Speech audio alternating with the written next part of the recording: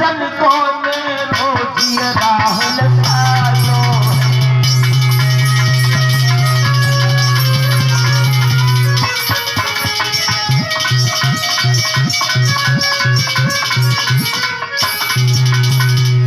बधाई देती जाती है और यशोदा से कहती माँ तूने मुझे क्यों नहीं बुलवाया? माँ तेरे एक लड़का हुआ और तुझे घमंड हो गया।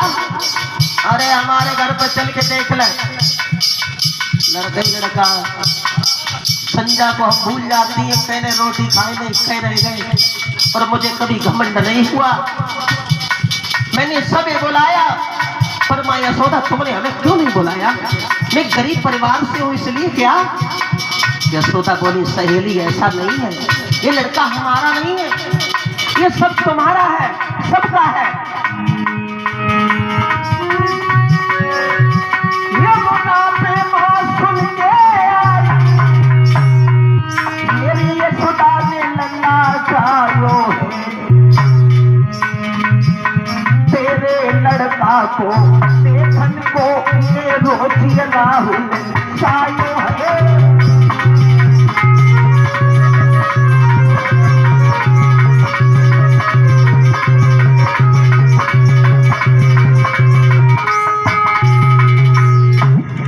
जवाब देती है महिलाएं, इधर भोजराज कंस की जो बहन है पूतना भी पहुंच गई जहर लगाकर। यशोदा के आंगन में बधाई भी देती जाती है। यशोदा से कहती माँ तेरे लड़का हुआ, बहुत अच्छा हुआ, तुम्हारा वो बालक है कहाँ? यशोदा माँ कहती है बहन वो पालना में झूल रहे हैं। अब देखो ये अपनी अपनी किस्मत है, किसी के बच्चा पैदा होता है तो स्टील का भी चम्मच नहीं होता है, किसी के बच्चा होता है तो दूध पिलाने के लिए घर में दूध नहीं होता है, पड़ोसी के यहाँ से दूध मांग के आता है। और कोई तो रेशम के पालना में झूल रहा है सोने की कटोरी से। मतलब कहने का है सब अपनी अपनी किस्मत है, सब अपना अपना भाग्य है और वो तो साक्षात परमेश्वर है। तो यशोदा मैया ने पालना की तरफ इशारा किया, पलना में झूले ललनारे ले गली जो बैल खिलाई।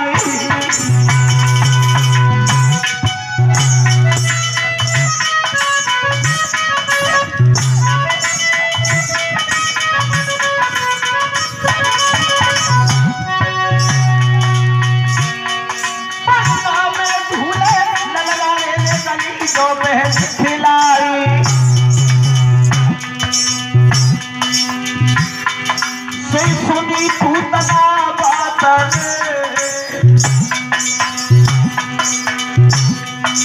सुनी पूतना ने बात के मन में गई आई।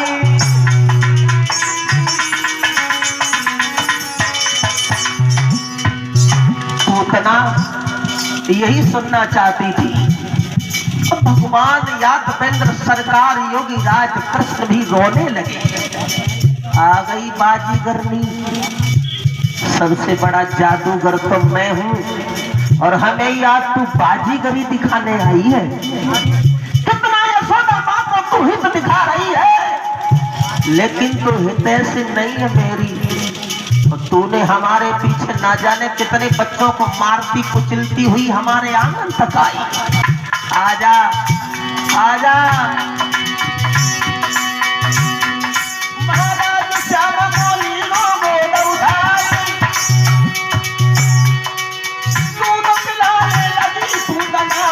मन मुस्कियाल क्या मेरो बनी है काम, वो मेरो बनी है काम, जय सोवाई मेरो बनी है काम।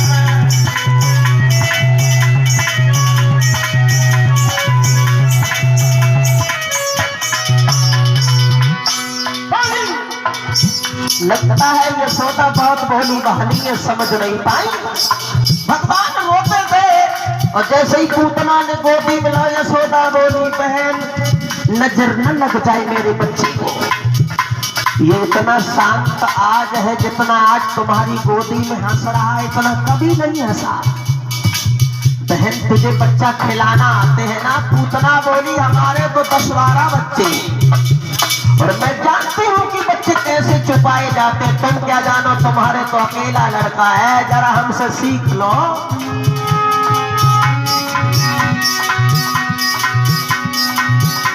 बन गई है काम, वो बन गई है श्याम, मेरो बनिए काम, बन गई है श्याम, मेरो बनिए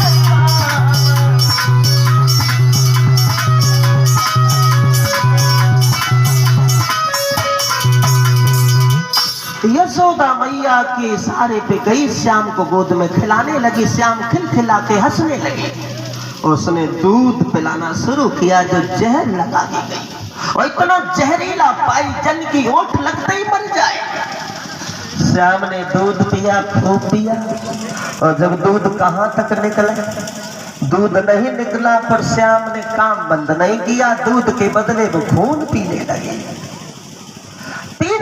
जब पूतना चिल्लाई रोई, लेकिन यशोदा मैया को श्याम ने बहरा बना दिया। देखो भगवान के लिए कोई कुछ करना बड़ा नहीं है। देखे होंगे तुमने वो बहादुर लोग जो कुंडलों का बोझा अकेले उठा लिया करते थे, कभी कुश्ती में हारे नहीं, और जब उसकी नजर टेढ़ी बन गई तो 4 पाई से उठा नहीं जाता। ये परमेश्वर की लीला है। तो यशोदा को चिल्ला करके वो पूतना चिल्लाई, और एक बात कही यशोदा मैया,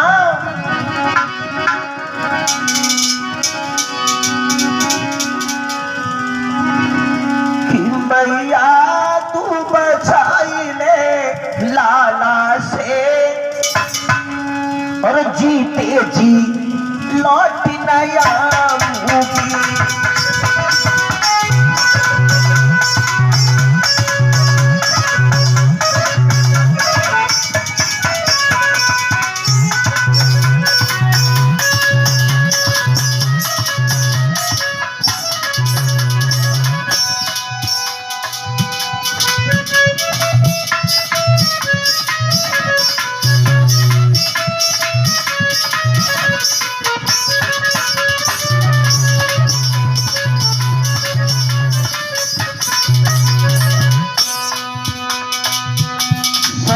शास्त्री तो वो है हमारी समझ में आ गया, जैसे तेरा खान और रिंच होती है। वो अकेलो ले चले जाओ, जी चाहे सो बोल तो बोल। हम तो जगह खाली लंगुरिया कह पाते हैं, कथा कहते हैं, लेकिन ढोलक भी बहुत अच्छी बजाते हैं। ऑलराउंडर है ये, हम तो यही कहेंगे। और देखो ये पूर्व जन्म के संस्कार होते हैं जिसके अंदर इतने गुण होते हैं। ये पूर्व जन्म का भी मनुष्य होता है जिसके अंदर ऐसे गुण होते हैं, क्योंकि ढोलक कभी भैंस नहीं बजा पाती है। ढोलक कोई 84 लाख में नहीं बजा सकता मनुष्य के अलावा। जो आज गा रहे हैं, ढोलक बजा रहे हैं, जो भगवान का भजन कर रहे हैं, जो शाकाहारी है, ये पूर्व जन्म के सब मनुष्य हैं। और कुछ लोग मांसाहारी आज के दिन है तो लोग कहते होंगे ये मनुष्य नहीं थे, लेकिन ये गिद्ध योनि में से आए, शेर योनि में से आए जो आज मांस खा रहे हैं, ये पूर्व जन्म में मनुष्य नहीं थे। जब पूर्व जन्म का मनुष्य होगा वो हिंसा कभी नहीं करेगा। इस जन्म ये पहचान है। इसलिए भगवान की बड़ी कृपा है जो तुम्हें किस योनि से मनुष्य बना दिया, और आज मांस खा रहे हो तो फिर उसी में ढकेल दिए जाओगे। मैं नहीं कहता अपनी जुबान से, ये वेद कहते हैं, शास्त्र कहते हैं कि मांस खाने वाला कभी करता नहीं है, वो अगले जन्म में मनुष्य भी नहीं बनेगा चाहे एक पैर से तपस्या करे।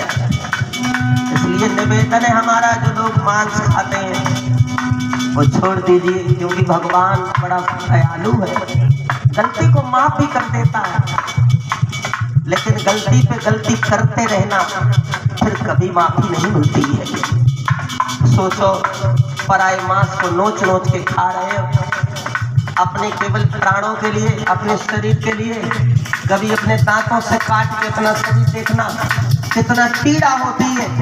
इतनी पीड़ा दूसरे के मांस को जब तुम नोचते हो, फाड़ते हो, तो इतनी पीड़ा होती, बिल्कुल ऐसी पीड़ा होती है।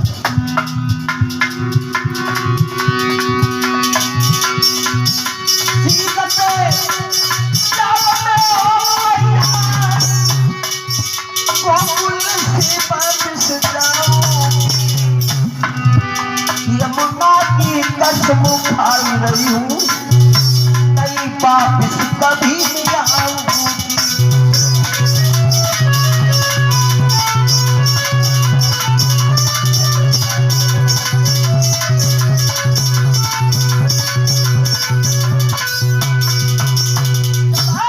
पूतना नहीं यशोदा माँ, आज के बाद कभी लौट के नहीं आऊंगी। मैं यमुना की कसम खाती हूँ, केवल एक बार, केवल एक मौका दे दीजिए मुझे, अपने बच्चे से छुड़ा लीजिए। ये देखने में, पालना में झूल रहा है, लेकिन ये बहादुरों से भी बहादुर है, क्योंकि माँ यशोदा में से छुड़ा रही हूँ, पर ये हमारा शरीर नहीं छोड़ता है। चिपकली की तरह चिपके रह गए। यशोदा ने नहीं सुना, क्योंकि कान ही बंद कर दिए। वहां से ले गए भगवान उड़ा करके, जैसे पायलट हेलीकॉप्टर को उड़ाता है। भगवान उसके ऊपर बैठ गए, उसे उड़ा करके ले गए। सोचा गोकुल के ऊपर गिर जाएगी तो सारा गोकुल नहीं तो आधा तो नष्ट ही हो जाएगा। ऐसी जगह उतारा जहां कुछ संकेत बढ़िया देखे। देखा यहाँ कुछ बर्बाद नहीं होने वाला, उसकी लहस को वहीं से डाल दिया। अब जैसे ही धमाका हुआ, धमाका पूरे गोकुल में, ऐसा लगा कहीं पहाड़ टूट गया हो। यशोदा की नजर गई पालना की तरफ, पालना खाली पड़ा है। चिल्लाई चिल्लाई और जोर जोर से रो करके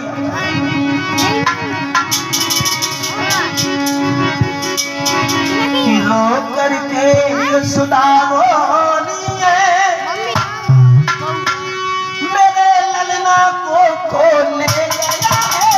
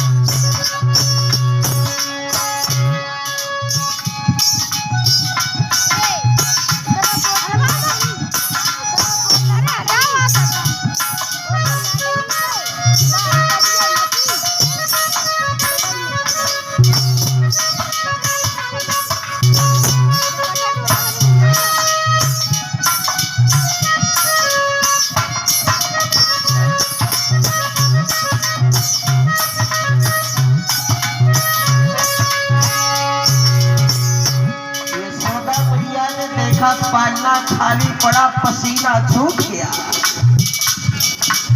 लगता है हमारी किस्मत में सुख ही नहीं लिखा।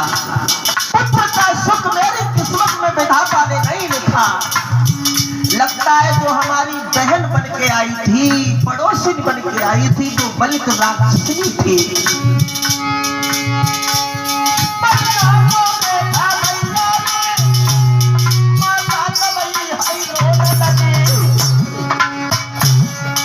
पुत्र की पीड़ा में यशोदा, और पुत्र की पीड़ा में यशोदा आंसुओं से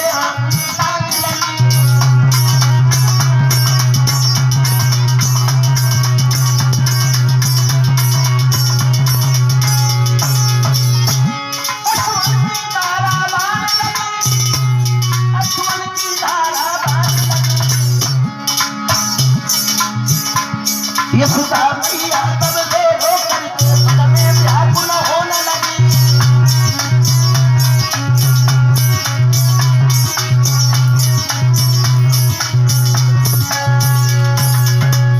व्याकुलता हो करके, उदासी छा करके माँ यशोदा वहां से भागी।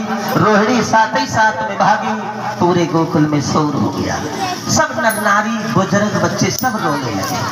देखा है गोकुल से बाहर एक बहुत विशाल लहस पड़ी है, तो दूर से दिखाई दे रही है।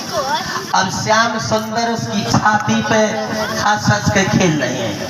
वो देखना कभी बच्चा जब ज्यादा सुखी हो, 6 महीने का या 8 महीने का, जब बच्चा बहुत खुश होता है तब हाथ पांव खूब चलाता है, समझ लेना ये खुश है आज। और बंदर जब खुश होता है तो कैसे पता चलता है?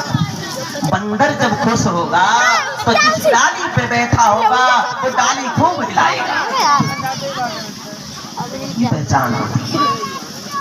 भगवान तो खुश है, पर भगवान कन्हैया ये किसी को नहीं मालूम, ये 3 लोग के नाथ हैं। केवल यशोदा ये जानती है कि नॉर्मल सा लड़का है, लेकिन ये कभी नहीं सोचा कि इतना सुंदर बच्चा थोड़ी हो सकता है, कि परमेश्वर है। लेकिन भगवान ने कभी परमेश्वर वाली बात को प्रकट ही नहीं किया। अब उसे पूतना को देखा, इस बच्चे को लेने कौन जाए, चढ़े कैसे? तो सीढ़ी मंगवाई, इतना रूप विशाल उसका। सीढ़ी आई, सीढ़ी पे चढ़ करके बाबा नंद ने कन्हैया को उतारा। अब सोचा इसकी लहस कैसे यहाँ से उठे, उसमें बुलडोजर थोड़ी चलती।